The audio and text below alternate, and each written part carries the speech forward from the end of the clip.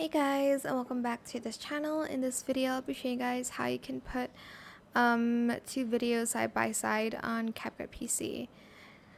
My cursor is a little bit bugging. I guess it's the app, I'm not sure, but anyways, you're going to put two videos, and for instance I want to place the videos side by side. So what I'm going to do is you can either like crop it, well obviously you'd want to crop it, or you can like move it to the side. For mine, I'm just going to go to the mask feature, add mask, and let's do split. And then I'm just going to split the video in half, and that's already side by side. Again, you can kind of move the video instead of just splitting it. But for this one, I did a combination of both. You can also change the frame ratio, but it does mean you have to resize it. Oh my gosh, why is my mouse bugging so much? Anyways, that is it for this video.